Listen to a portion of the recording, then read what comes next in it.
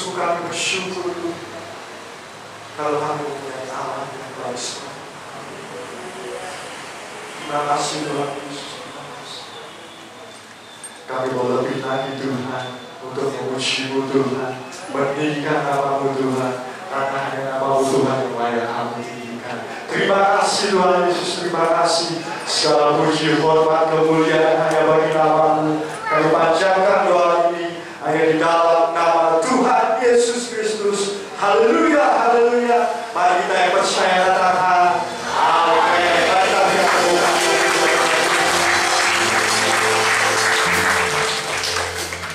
Nama Tuhan kita besar, amin. Hanya Dia yang layak kita tinggikan. Mari kita memberikan selamat.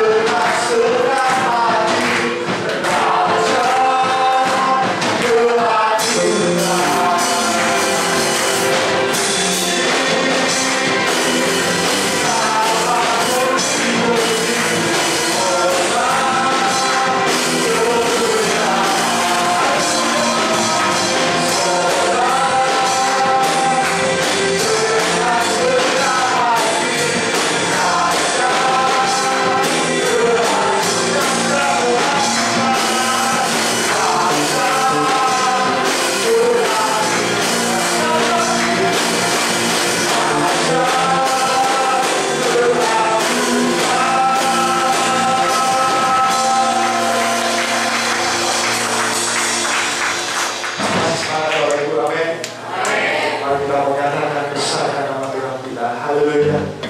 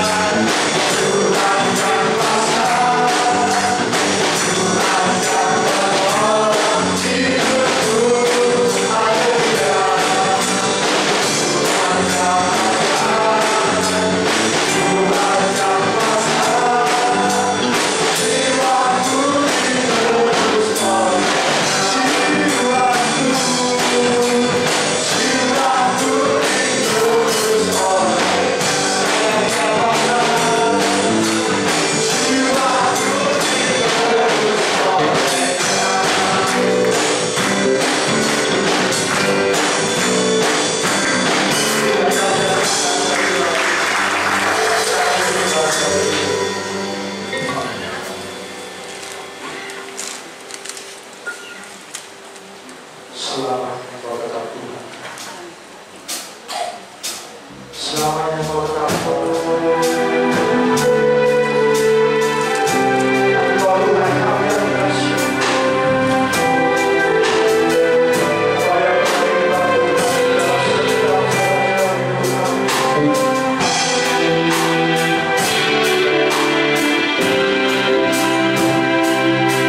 Terima kasih.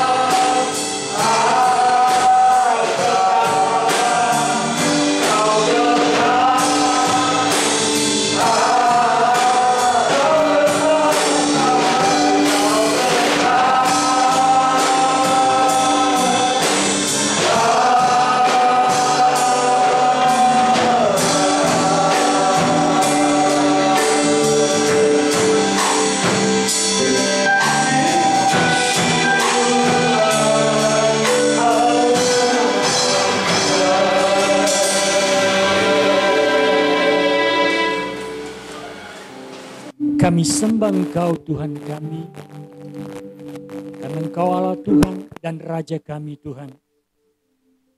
Walaupun dunia ini bergoncang, Kau tetap Allah dalam hidup kami Tuhan.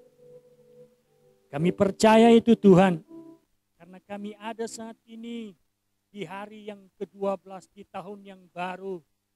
Ini bukan satu kebetulan, ini bukan kuat gagah kami Tuhan, tapi ini semata-mata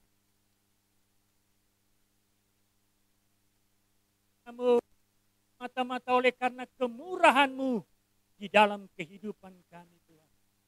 Terima kasih ya Tuhan, Engkau sungguh baik, bahkan teramat baik ya Tuhan. Kami sudah memuji Engkau, kami sudah menyembah Engkau ya Tuhan. Saat ini kami akan mendengarkan firman-Mu, sebab kami percaya firman-Mu adalah pelita bagi hidup kami. Tak kala kami bersama-Mu Tuhan, kami pasti tahu ya Tuhan, di tahun yang baru ini kami melangkah bersama dengan Engkau ya Tuhan. Karena iman-Mu, karena firman-Mu ya Tuhan. Itu yang memberikan kekuatan buat kami. Karena firman-Mu adalah kekuatan buat kami Tuhan. Berfirmanlah Engkau lewat hamba-Mu Tuhan. Siapakah hamba-Mu ya Tuhan? Karena kemurahan-Mu Tuhan, Engkau melayakkan hamba-Mu untuk berdiri di tempat ini Tuhan. Terima kasih ya Tuhan. Jamah hati kami, pikiran kami, agar kami tertuju hanya kepada Engkau ya Tuhan. Biarlah kuasa Roh Kudus bekerja saat ini ya Tuhan. Agar firman yang kami dengar boleh tertanam di hati kami dan kami menjadi pelaku-pelaku firman. Terima kasih ya Tuhan. Kami siap untuk mendengarkan firman-Mu. Hanya di dalam nama Tuhan Yesus kami sudah berdoa. Semua yang percaya katakan amin. Silakan duduk Bapak Ibu. Shalom. Apa kabar? Amin. Ya. Kita bersyukur karena ini hari yang ke-12 di tahun yang baru. Kita masih ada, kita masih kuat, kita masih sehat. Itu semua karena kemurahan Tuhan. Bapak Ibu, hari-hari ini pernah nggak atau Bapak Ibu lihat di media sosial atau di YouTube? Saya nonton di satu channel di YouTube, yaitu channel Kristen. Saya pikir ini sangat, hari-hari ini berita ini sangat menggemparkan, di mana kebakaran terjadi di Hollywood. Tepatnya di Hollywood Hills. Itu adalah kompleksnya para artis. Kalau pernah saudara dengar yang namanya Malibu. Nah di situ pusatnya, situ adalah kompleks. Saya melihat salah satu artis terkenal yaitu Paris Hilton. Rumahnya hangus terbakar. Bapak Ibu, kejadian ini saya nonton satu channel Kristen di YouTube. Bukan satu kebetulan. Apapun yang terjadi di dunia ini, semua Tuhan tahu. Di channel itu mengatakan gini, sebelum kebakaran itu terjadi, ada satu peristiwa yaitu acara terbesar di Amerika yang namanya Golden Globe. Itu acaranya para selebriti di Amerika, bahkan bisa dikatakan selebriti dunia. Acara itu adalah penobatan siapa artis terbaik, namanya Golden Globe yang ke-82. Pada acara itu,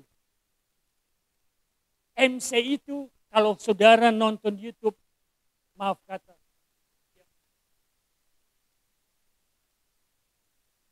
ada kata-kata hinaan buat Tuhan di dalam acara itu.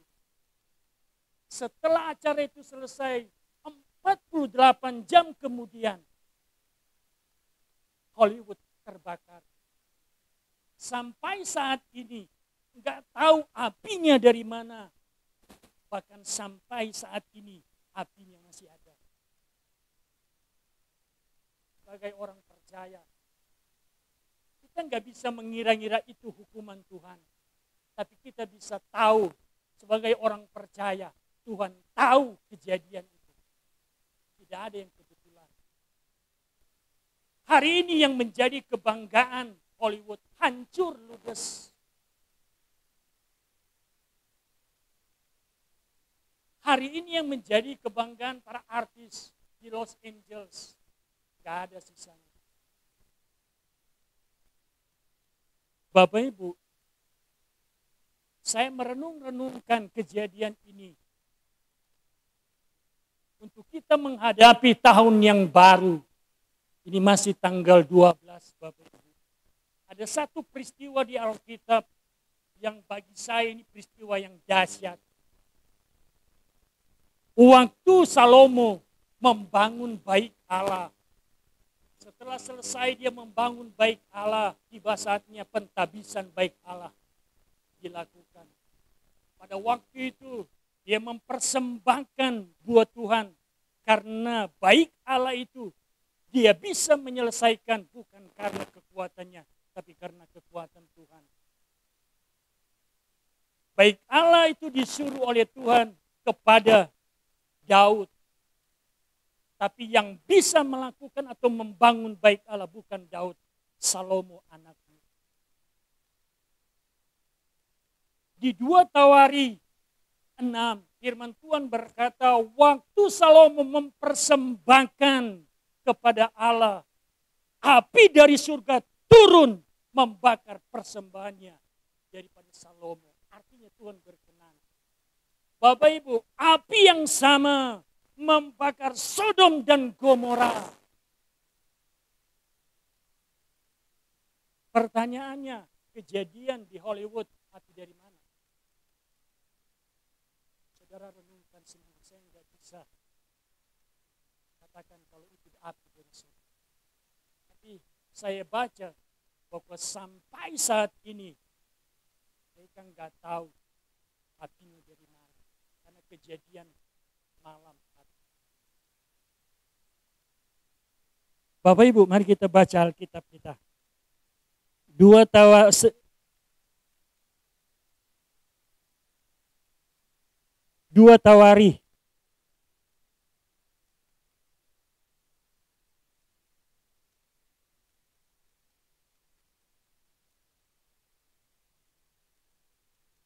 2 Tawari 7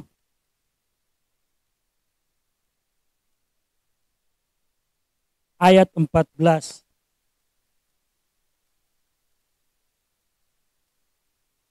Untuk menghormati firman Tuhan, saya mengundang Bapak Ibu untuk kita baca bersama-sama. Itu maaf, 1 Tawari salah ketik. Mari kita baca bersama, saya mengundang Bapak Ibu untuk bangkit berdiri. Dalam hitungan yang ketiga, 1, 2, 3. Dan umatku yang atasnya namaku disebut, merendahkan diri, berdoa dan mencari wajahku, lalu berbalik dari jalan-jalannya yang jahat, maka aku akan mendengar dari sorga dan mengampuni dosa mereka, serta memulihkan negeri mereka. Amin. Silakan duduk. Bapak Ibu, 2 Tawari 7 ayat 14, ini perkataan Allah sendiri kepada Salomo. Waktu Salomo berdoa, karena selesai pentabisan, dia berlutut bersama umat Israel pada waktu itu. Salomo berdoa, meminta kepada Tuhan, kalau kita baca di pasal yang ke-6, supaya bangsa Israel terjadi yang namanya kebangunan rohani. Mereka tidak lagi melakukan yang namanya kesalahan. Mereka tidak melakukan yang namanya dosa. Salomo berdoa supaya terjadi kebangunan rohani buat umat Tuhan pada waktu itu. Jawaban Allah sendiri, yaitu 2 Tawari 7 ayat 14. Allah berkata gini, dan umatku yang atasnya namaku disebut. Perhatikan Bapak Ibu, kata-kata dari Allah, dan umatku. Dan umatku itu bukan kata yang sembarangan Bapak Ibu. Kata umatku itu adalah kata yang penuh makna sangat besar. Kata yang penuh kasih. Kata bahwa Allah berbicara kepada kerabatnya. Allah berbicara kepada bangsanya. Allah nggak berbicara kepada orang lain loh. Tapi Allah berbicara dan umatku atasku disebut. Saudara dan saya umatnya Allah. Saudara dan saya pengikut Kristus. Perhatikan ayat seterusnya Bapak Ibu. Merendahkan diri, berdoa dan mencari wajahku. Lalu berbalik dari jalan-jalannya yang jahat. Maka aku akan mendengarkan dari sorga. Ayat pertama, merendahkan diri, berdoa dan mencari wajahnya, berbalik. Berkat Tuhan yang kita terima, berkat Tuhan yang umat Israel terima. Ayat seterusnya, perhatikan Bapak Ibu. Dan maka aku akan mendengar. Itu yang pertama. Yang kedua, mengampuni. Yang ketiga, memulihkan. Allah mendengar, Allah mengampuni, Allah akan memulihkan saya dan saudara. Allah akan mendengar keluh kesah saya dan saudara. Allah akan mengampuni saya dan saudara. Tapi pertanyaannya Bapak Ibu, ayat yang pertama tadi, kita mau nggak merendahkan diri? Itu poin yang pertama. Kita mau nggak berdoa, kita mau nggak berbalik di jalan yang benar. Itu panggilan Tuhan buat bangsa Israel. Maka pagi hari ini saya memberikan judul untuk kita menghadapi, menjalani tahun yang baru. Saya percaya ini sangat penting buat saya dan saudara. Judul khotbah pagi hari ini, kerendahan hati, fondasi di tahun yang diberkati. Bapak Ibu mau diberkati? Bapak Ibu mau dipulihkan? Kuncinya ini. Karena Allah sendiri yang berbicara Bapak Ibu.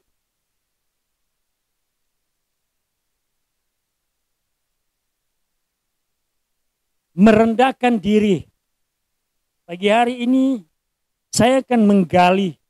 Karena saya mau supaya kita tahu apa sih sebenarnya yang namanya merendahkan diri. Merendahkan diri. Nah, ini sudah ada Bapak Ibu. Merendahkan diri dalam bahasa Ibrani ditulis kana, dibaca kauna. Merendahkan diri. Kata kerja Ibrani merendah atau menundukkan. Bapak Ibu, umat Tuhan panggil untuk merendahkan diri. Merendahkan diri di sini bukan merendahkan diri yang dibikin-bikin, tapi merendahkan diri di sini katanya dalam bahasa Inggrisnya humble. Di kamus bahasa Inggris humble atau rendah, humble atau rendah hati. Bapak Ibu, Allah menekan bangsa Israel supaya mereka mempunyai yang namanya merendahkan diri. Allah mau supaya bangsa Israel mereka mau yang namanya kerendahan hati. Maksudnya apa? Maksudnya adalah Allah nggak mau mereka mengandalkan pundak mereka ketika mereka berjalan menjalani hidup mereka.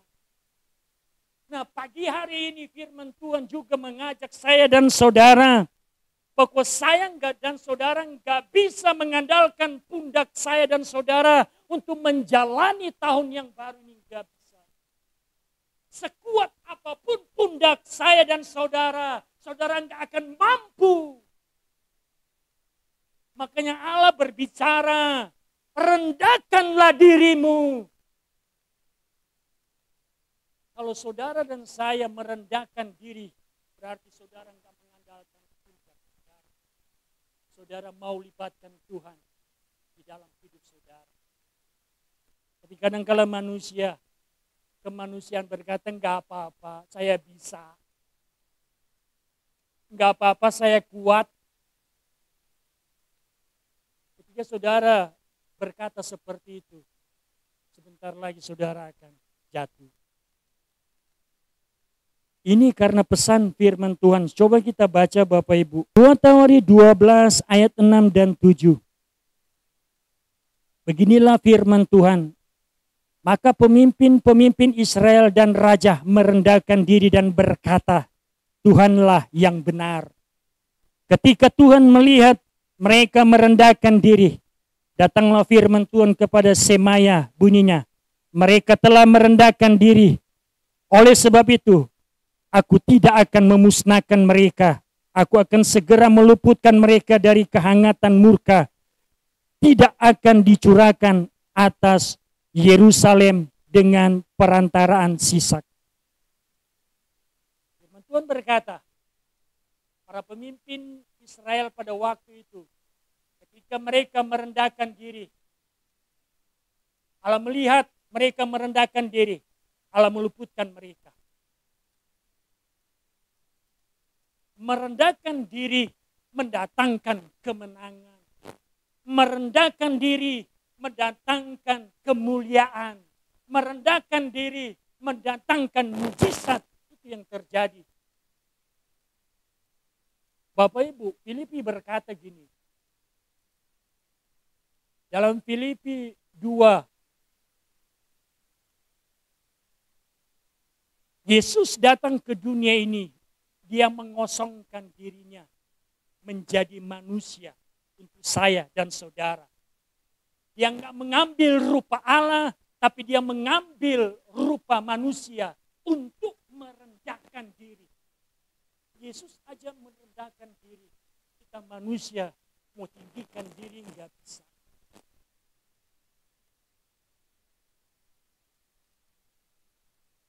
Saudara atau kita semua di tahun yang baru ini punya planning, kita punya tujuan.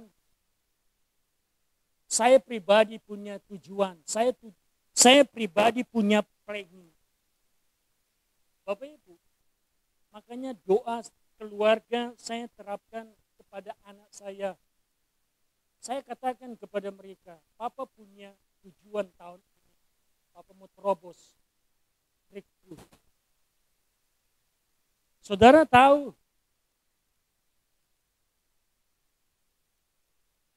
saya merendahkan diri, saya minta anak saya untuk doain saya. Saya berlutut di bawah anak saya. Glory, grasio mereka tumpangkan tangan buat saya. Kita belajar merendahkan diri untuk memasuki tahun yang baru. Kita nggak bisa. Kita nggak bisa berjalan dengan kekuatan kita. Kenapa? Allah menyuruh bangsa Israel untuk merendahkan diri. Karena Allah nggak mau mereka sombong. Bapak Ibu, Alkitab mencatat, kalau kita baca di Alkitab, ketika orang nggak punya kerendahan hati, ketika orang nggak punya yang namanya merendahkan diri, dia punya yang namanya kesombongan.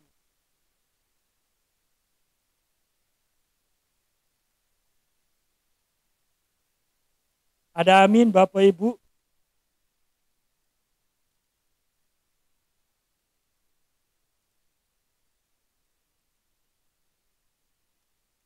Jadi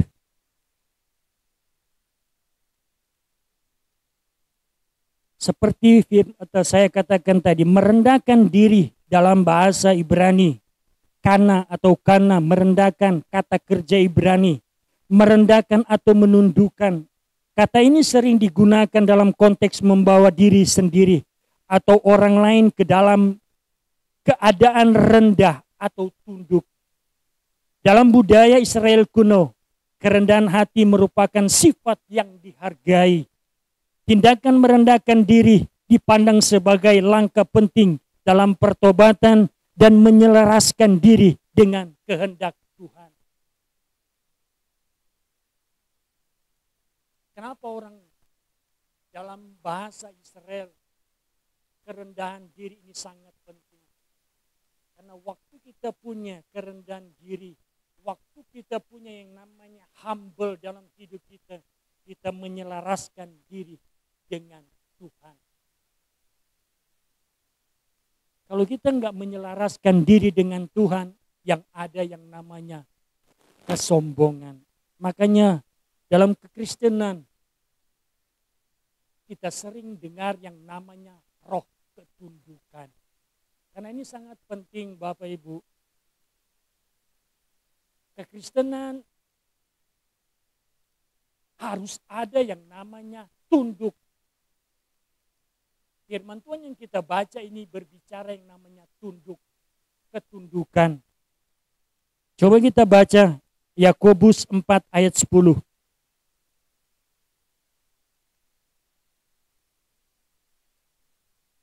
Yakobus 4 ayat 10.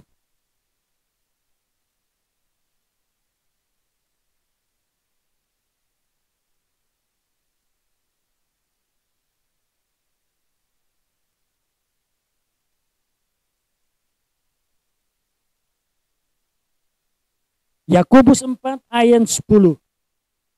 Rendahkanlah dirimu di hadapan Tuhan dan Ia akan meninggikan kamu.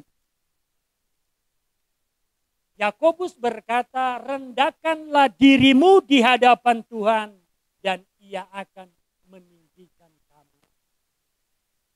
Kata yang dipakai juga masih tetap sama dalam bahasa Inggris terjemahan NIV, yaitu humble.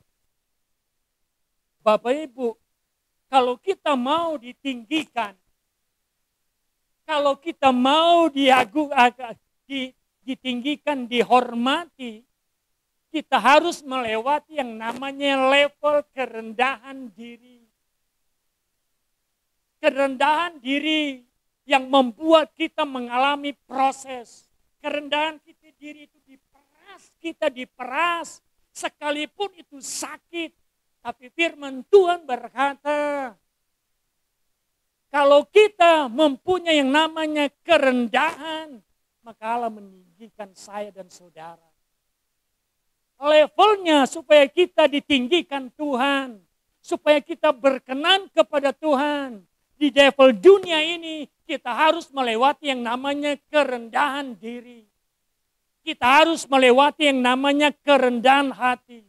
Kalau saya dan saudara tidak punya yang namanya kerendahan hati, jangan harap kita menjadi orang-orang yang ditinggikan.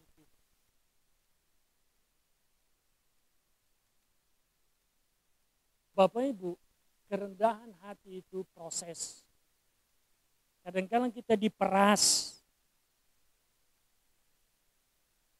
Sakitnya memang di sini. Tapi kalau kita percaya itu proses, kalau kita percaya itu bagian dari pengikut Kristus. Bapak Ibu, kalau Bapak Ibu baca kejadian di Yohanes 6, peristiwa demi peristiwa, waktu Yesus memberi makan 5.000 orang, berbondong-bondong orang mengikuti Yesus. Mereka mengikuti Yesus. Mereka dimanapun Yesus pergi, mereka mengikuti Yesus. Satu ketika menyeberang satu danau dan mereka naik perahu, mereka juga mengikuti Yesus. Dan mereka berkata gini, kalau Bapak Ibu baca di dalam Yohanes 6, pasal 6. Yesus berkata kepada mereka, bahwa mereka mengikut Yesus karena cuma makan. Artinya apa? Motivasi mereka mengikut Yesus karena waktu Yesus memberi makan 5.000 orang ini. Karena mereka tahu bahwa kalau ikut Tuhan, mereka akan diberi makan oleh Yesus. Nah, kalau kita baca di kejadian Yohanes itu, bahwa perkataan Yesus memang pedas. Nah, Alkitab mencatat di pasal 6 itu kalau kita baca, banyak murid-muridnya, banyak orang-orang yang mengikut dia, mundur mengikut Yesus karena perkataan Yesus. Pertanyaannya, perkataan Yesus firman enggak?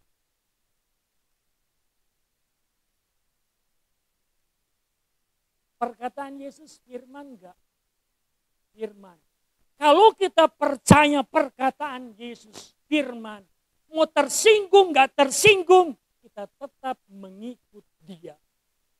Itu adalah proses.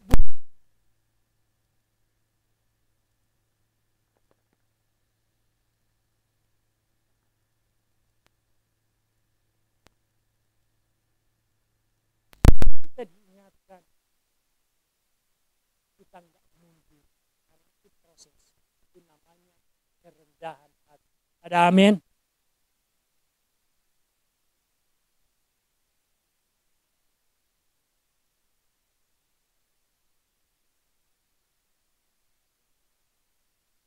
Kita baca lagi.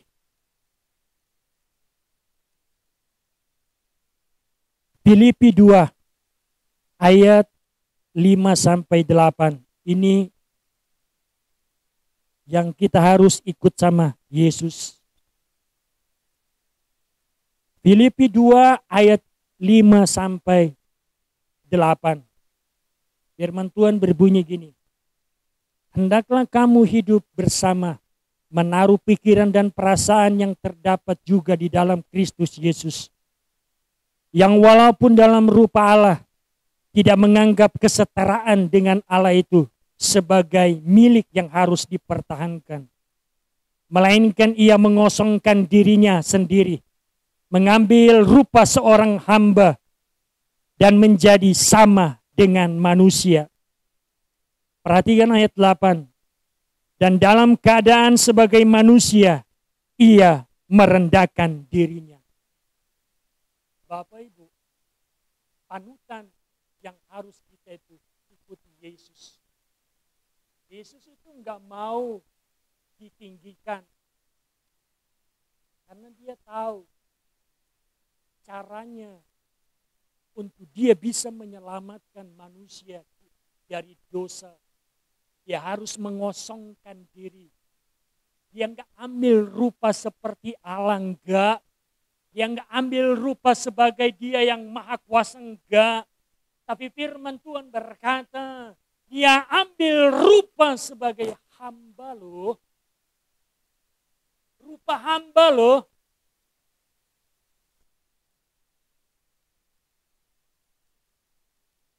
Ayat 7 berkata, dan mengambil rupa seorang hamba dan menjadi sama dengan manusia. Dia ambil rupa seorang hamba loh. Untuk menjadi manusia. Karena saya dan saudara. Itu Yesus loh.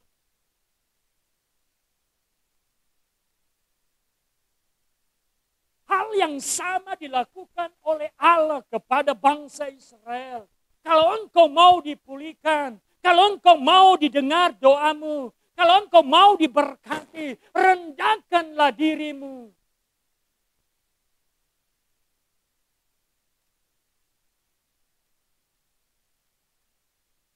Bapak Ibu, kerendahan hati atau merendahkan diri adalah bagian dari kerendahan hati. Itu sangat penting buat saya dan saudara. Ayat 8, saya kembali baca. Dan dalam keadaan sebagai manusia, ia telah merendahkan dirinya dan taat sampai mati. Bahkan sampai mati di kayu salib.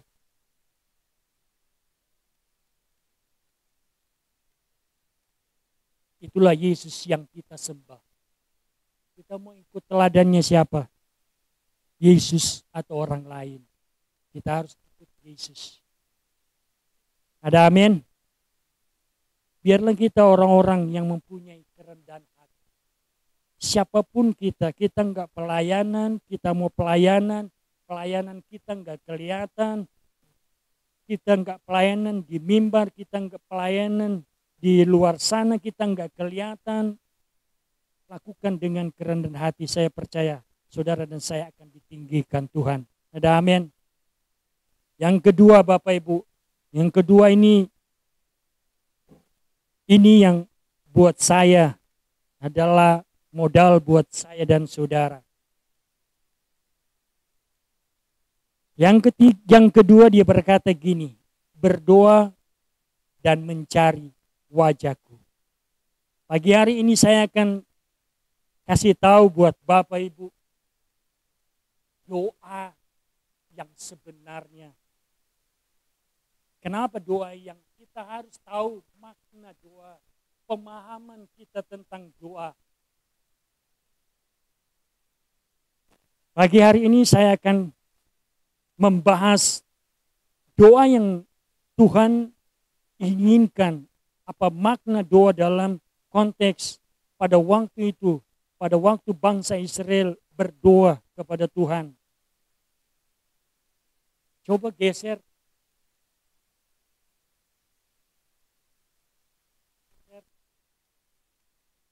Nah, Bapak Ibu, berdoa dalam bahasa Ibrani tulisannya seperti itu. Saya cuma mau kasih tahu supaya kita mengerti apa sih doa itu dalam Alkitab yang kita lakukan mungkin setiap hari. Kita sebelum makan, kita berdoa, tapi ketika kita mengerti yang namanya doa, akan melakukan bahwa doa itu memang sangat krusial dalam kehidupan saya dan saudara. Nah, Bapak Ibu, izinkan saya kasih tahu buat Bapak Ibu, ini tulisan dalam bahasa Ibrani kata berdoa. Kata ini kayak huruf G kebalik. Kalau bahasa Ibrani bacanya dari belakang, bukan dari depan. Seperti tetangga kita. Bapak Ibu, kata pertama dalam bahasa Ibrani, kata berdoa adalah paulau. Nah, kata pertama ini adalah pei. Kata pei artinya mulut. Berbicara. Itu pertama. Nah, kata ini adalah lamed. Seperti L, seperti tongkat. Karena kalau dalam tulisan bahasa Ibrani atau Israel, ketika kata ditulis double, itu sangat penting. Jadi di sini ada kata melambangkan tongkat, seperti tongkat, tapi dalam bahasa Ibrani, kata itu dibaca lamed. Nah ini seperti mulut, dalam bahasa Ibrani dibaca P. Jadi artinya apa Bapak Ibu? Doa adalah kita berbicara kepada yang punya otoritas. Kalau kita mengerti bahwa doa itu kita sedang berbicara kepada orang yang punya wewenang. Kita berbicara kepada orang yang punya otoritas. Bagaimana sikap saya dan saudara? Itu aja. Saya bertanya kepada Bapak Ibu. Saudara berbicara kepada, katakanlah di depan saudara ada Pak Presiden. Sikap berbicara saudara gimana?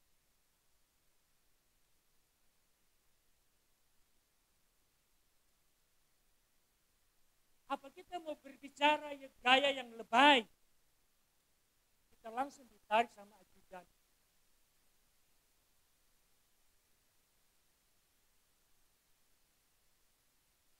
Apalagi kita berbicara yang punya otoritas. Apalagi yang punya wewenang. Jadi makna doa. Saya dan saudara berbicara kepada orang yang punya wewenang. Saya dan saudara berbicara kepada orang yang punya otoritas. Kalau kita mengerti makna dari doa itu, kita tahu bahwa doa itu sangat penting. Bahkan dalam bahasa Ibrani, kata berdoa juga diartikan seperti orang yang jatuh ke tanah dan berbicara kepada yang punya otoritas. Bapak Ibu, kalau kita mengerti berdoa yang gimana, bahwa makna doa yang sesungguhnya bukan berdoa, tapi doa sesungguhnya adalah kita berbicara, kita sedang berbicara kepada yang punya otoritas. Pertanyaannya Bapak Ibu, maaf kata kalau saya menyinggung, kadangkala dalam kegiatan sebagai orang percaya, kita berdoa sudah dikatakan, kita berdoa, kita masih sibuk dengan HP kita. Kita masih sibuk dengan kegiatan kita. Kita enggak fokus, kita enggak menyadari bahwa doa itu kita sedang berbicara kepada yang punya otoritas. Kalau dia jahat, dia bisa ambil saudara. Kalau kita enggak serius. Kalau Allah itu jahat. Maaf kata kalau saya khotbah pagi ini agak keras. Saya mau kita TSJ mau diberkati Tuhan di tahun yang baru ini. Ngapain saya capek-capek persiapkan ini Bapak Ibu? Karena saya mau kita mengerti yang makna doa sebenarnya. Bapak Ibu,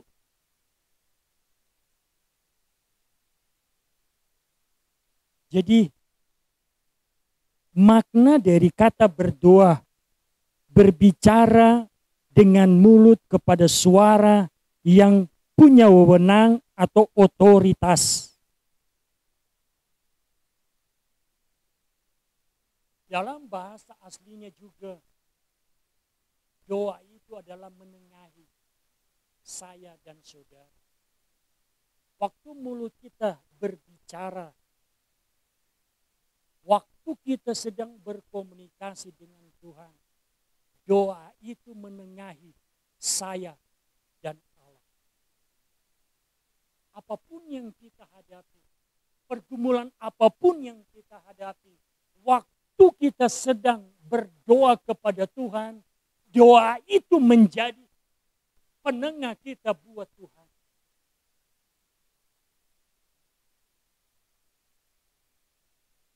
Makanya firman Tuhan berkata gini, dan umatku yang atasnya namaku disebut, merendahkan diri, berdoa dan mencari wajahku, lalu berbalik dari jalan-jalan yang jahat, maka aku akan mendengar, aku akan mengampuni, aku akan memulihkan.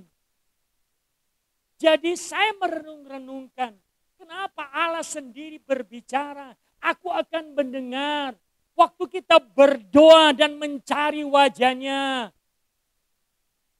ternyata yang Allah mau dalam doa kita adalah kesungguhan kita dengan kita datang dengan kerendahan hati. Kita berdoa, kita berbicara kepada yang punya otoritas. Kepada yang punya wewenang. Bapak Ibu, enggak usah kita ngobrol, kita berbicara kepada menteri atau presiden. Kita berbicara aja ke Pak RT, kita bertamu ke Pak RT. Kita harus sopan, kita berbicara dengan yang benar. Bagaimana mungkin kita datang kepada Tuhan, kita samakan posisi kita, levelnya sama dengan kita berbicara ke Pak RT. Bagaimana mungkin level kita berbicara kepada Tuhan yang punya otoritas, kita samakan kita sedang berbicara kepada lurah. Bagaimana mungkin level kita berbicara kepada yang punya wewenang, kita samakan dia dengan kita berbicara dengan orang lain? No.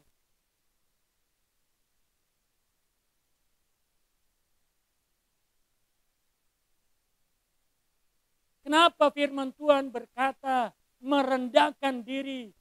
Ketika kita berbicara dengan Allah, ketika kita berbicara kepada yang punya otoritas, kita harus datang dengan kerendahan hati. Kita harus datang dengan merendahkan diri. Makanya orang Israel kalau datang, mereka tersungkur. Kalau kita baca di kejadian ini, Salomo datang kepada Tuhan, berdoa kepada Tuhan, dia tersungkur. Artinya apa Bapak Ibu? Datang dengan kerendahan, datang dengan bahwa kita itu nggak bisa, pundak kita nggak bisa memikul masalah, pundak kita nggak bisa memikul beban. Karena ia yang punya otoritas. Yang punya otoritas loh. Hari itu aja kalau dia bilang kita bebas-bebas. Hari itu aja kalau dia bilang berapa utangmu? Dia bayar, dia bayar. Karena dia yang punya otoritas. Yang punya kuasa itu. Yang punya wewenang. Ada amin? Haleluya. Bapak Ibu, yang terakhir Bapak Ibu.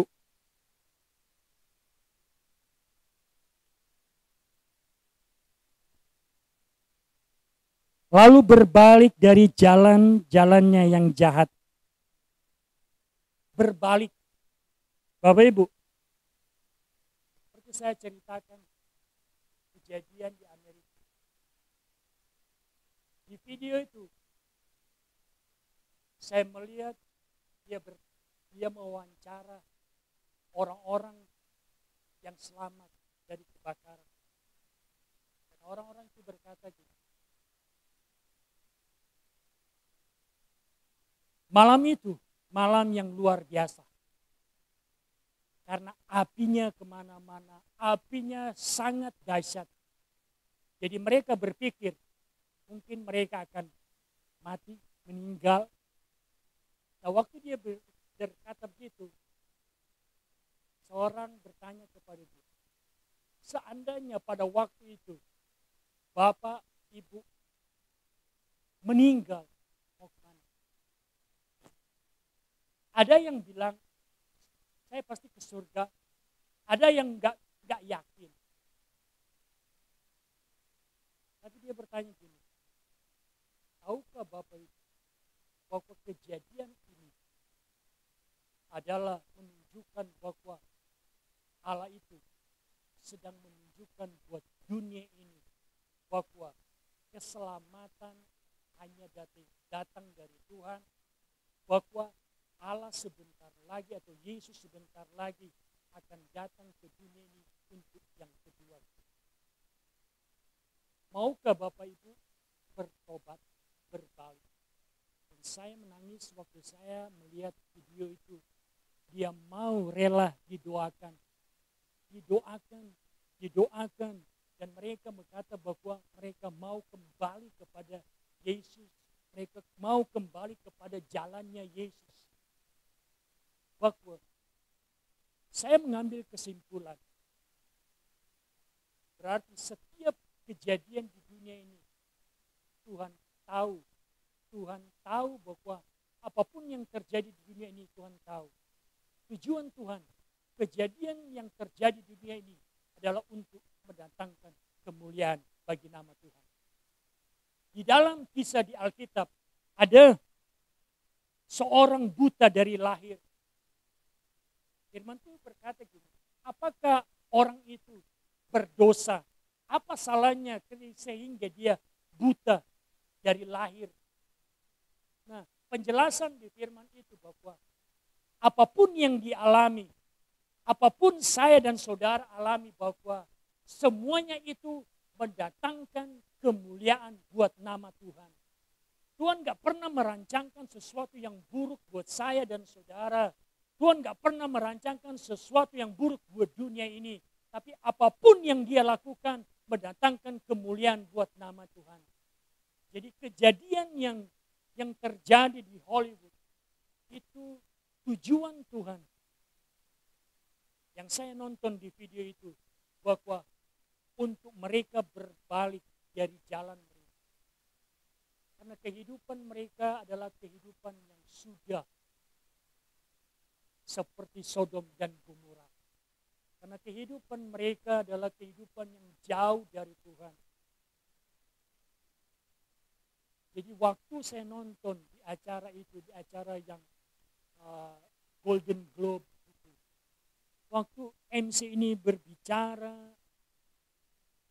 ada kata-kata yang menghina, meremehkan Yesus, meremehkan Tuhan. Mereka hanya ketawa ketiwi aja. Mereka menganggap itu bahwa sesuatu yang lelucon mungkin, sesuatu guyonan dari MC. Dan mereka nggak sadar bahwa sesuatu mereka sedang menunjukkan bahwa diri mereka kesombongan.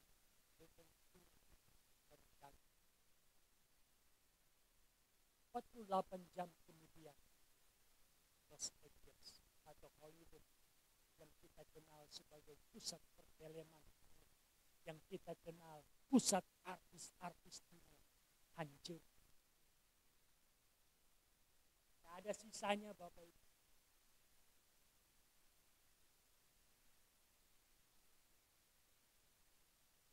Artinya apa? Kalau saya merenung-renungkan, saya cocokologi dengan Alkitab, bahwa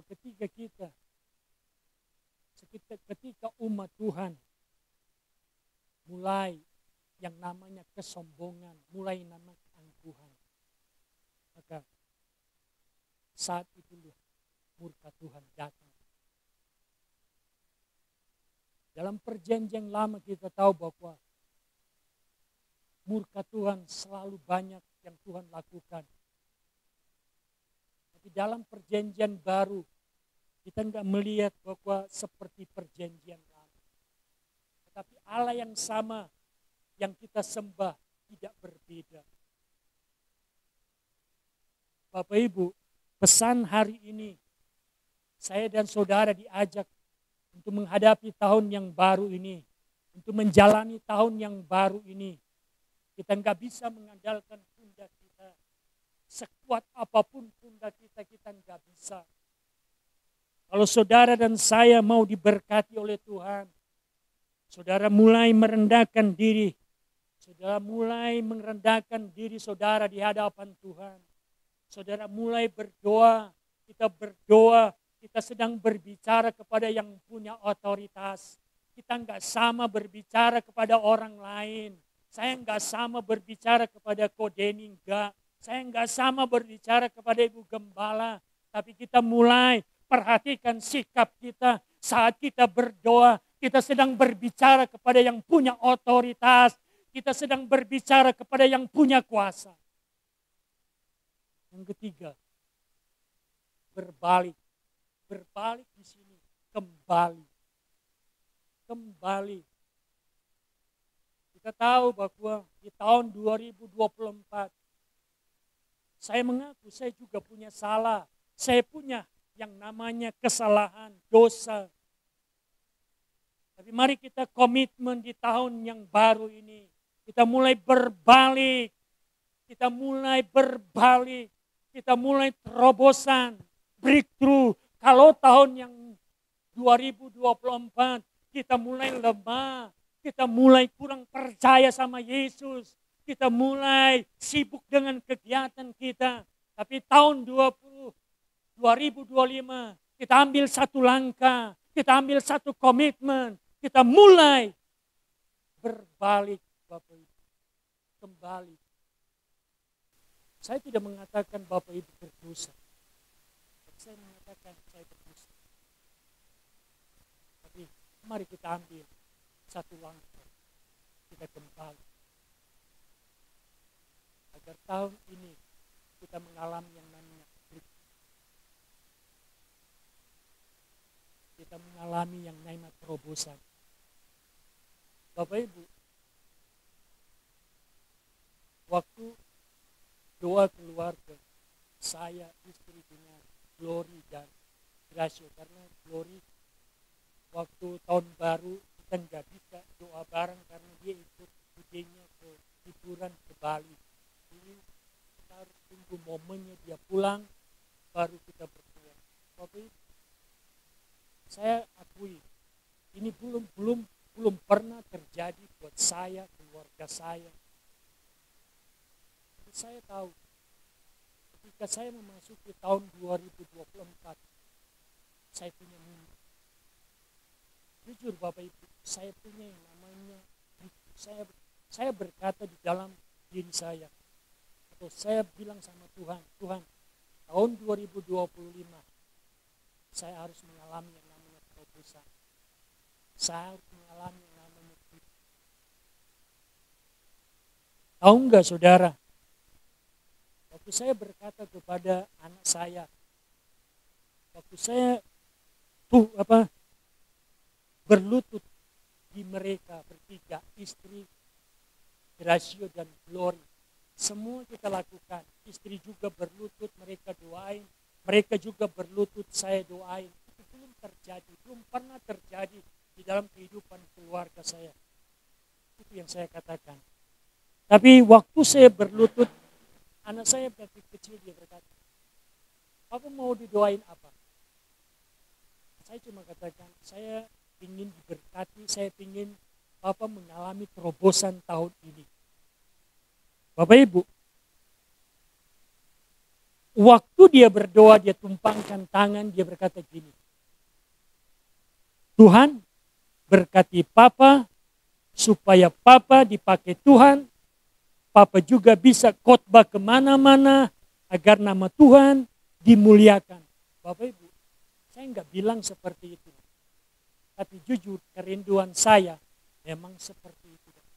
Kalau saya punya talenta, memang di situ Bapak. Saya cuma mengatakan bahwa mari kita, Tuhan punya destinasi buat saya dan saudara. Tuhan punya purpose buat saya dan saudara. Tuhan punya tujuan buat saya dan saudara. Tapi di dalam kehidupan kekristenan, di dalam satu kelompok keluarga, kita juga punya tujuan. Kita mau lebih baik di tahun yang sebelumnya. Nah, pagi hari ini Tuhan sudah mengingatkan resepnya. Karena ini bukan perkataan Salomo, bukan perkataan orang lain, tapi ini perkataan Tuhan. Saya yakin dan percaya Bapak Ibu. Ketika saya mulai renungkan firman ini, apa yang terjadi Bapak Ibu? Ini saya kesaksian harus keluarga saya Bapak. Selama tahun baru ini Bapak Ibu, ini hari ke-12. Apa yang saya lakukan? Saya berempat ini baca Alkitab dan mereka minta, tadinya cuma baca bergantian. Anak saya minta, Papa harus khotbah juga dong. Waktu yang Alkitab yang kita baca, Papa harus jelaskan, Papa harus khotbah kepada kita. Akhirnya beberapa hari ini apa yang saya baca, kita baca, saya mulai katakan sekarang maksud dari firman Tuhan ini. Itu terjadi karena kita mulai merendahkan diri di hadapan. Kerinduan kita, tujuan hidup kita, kalau kita selaraskan dengan kemauan Tuhan, saya percaya kita akan melihat janji Tuhan. Firman Tuhan berkata, dia akan mendengar, dia akan mengampuni, dia akan memulihkan. Memulihkan itu berbicara memberkati. Memulihkan itu berbicara menyembuhkan. Memulihkan itu membicara memberikan kemenangan buat saya dan saudara. Tapi ada 3 hal yang harus kita ambil komitmen. Rendahkan dirimu, berdoa kepada yang punya otoritas, kembali kepada jalannya. Biarlah firman Tuhan ini pagi hari ini sesuai dengan judulnya, kerendahan hati, fondasi untuk tahun yang diberkati. Saya dan saudara mau diberkati tahun 2025. Amin. Biarlah kita menjadi orang-orang yang melakukan yang namanya kerendahan hati, berdoa, dan kembali kepada jalan Tuhan. Tuhan Yesus memberkati.